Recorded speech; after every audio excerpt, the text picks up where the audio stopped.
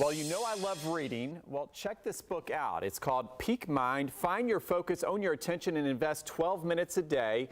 And I'm just honored to actually welcome the author of this book, Dr. Amishi P, to the show. And as I was telling you before, I opened this book and I read it to my family. I was so impressed how it started. It says, you are missing 50% of your life and you're not alone. Everyone is. So welcome to the show. And boy, where do we start with this?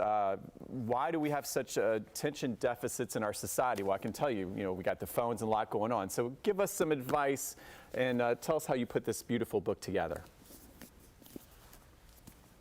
Oh, thank you so much. It's great to be here.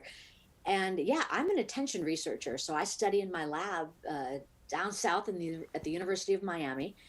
I study how it is that the brain pays attention. And that number, 50%, is quite real. We see it over and over again. And we see it by simple things like having people enroll in a study and they say, yes, you can text me any time of day or night and ask me a few questions. So we do. And the questions are things like, what are you doing right now? And they could say, I'm reading a book, I'm doing homework, I'm talking to somebody, anything that you might do during a normal day. And then the second question is, where is your attention right now? Is it in the thing you're doing or is it somewhere else? And only about half of the time do people say they're actually paying attention to the thing that they're doing. It's not that they're literally completely off, but we take these little micro trips away from the present moment over and over again, whether that's responding to a text message on our phone or a notification on our screen or a thought we might have. And so what we've done in my lab is we've really been able to start systematically studying solutions to this issue of what we call attentional distractibility or mind wandering. And it ends up that it's not actually all that modern of a problem. Medieval monks talked about being so distracted that they couldn't pay attention to God, even though they'd left all their worldly possessions and joined monasteries. So this is quite an ancient problem. And it ends up that a lot of the solutions that we're finding are beneficial for our attention are also quite old. We've just been able to look at the modern lens of neuroscience to interrogate them, to actually question whether they're valid. So that gives you a sense of sort of where I'm coming from and why I wanted to write the book, to offer these solutions. Right. Well, I need it. As you were talking, I was trying to pay full attention to what you were saying. I really was, but I was thinking, man, I'm so impressed. My heart's beating a little fast because I'm just so impressed. I'm talking to this author and she knows her stuff and I want to learn. And I was thinking about my next question, but I was trying to just slow down and focus on what you were saying. So I got out of that. That there is hope for us, okay, if we can slow down. Explain how we can make attention a strength or a so-called superpower like you put in your book. Well, it ends up our attention already is a superpower. We don't have to actually do anything to do that. What I mean by that is you can think of one way to think about our attention is sort of like a flashlight. So if you're in a darkened room and you have a flashlight, it's a very handy tool.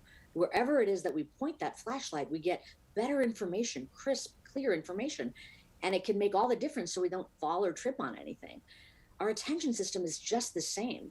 Wherever it is that we devote this brain resource, we get privileged access to that information.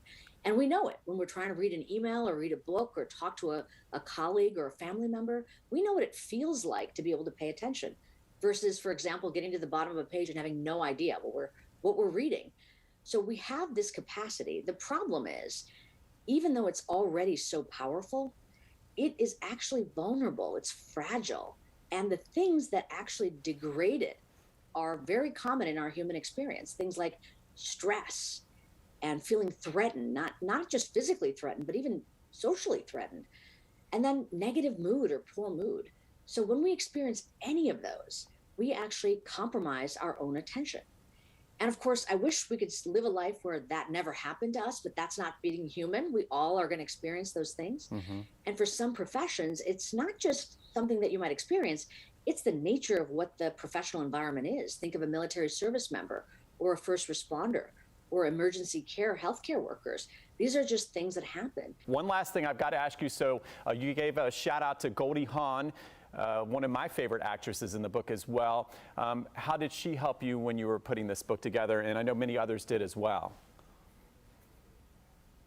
Yeah, she has been a big proponent of offering solutions like mindfulness-based solutions, the ones we study in my lab. And she's a nonprofit that actually offers it to children all over the world So she and I have been sort of collaborators. I'm a scientific advisor for her nonprofit foundation. And they have a wonderful program called Mind Up, where they introduce mindfulness practices to children in schools all the way from K to 12. So she has been somebody who's been not just using her celebrity for the purpose of getting the word out, but actually really doing the hard work of making sure it's rigorous and evidence-based and based on science. So I'm very grateful to her for all the work we've been able to do together too. All right, I'm grateful for you for being on our show, and I can't wait to finish your wonderful book, Peak Mind by Amishi P. Thank you, Dr. Jha. Again, have a wonderful day, and yes, attention, focus, we can do it. Thank you. All right, and for another look at this segment, head to firstcoastliving.net for more information.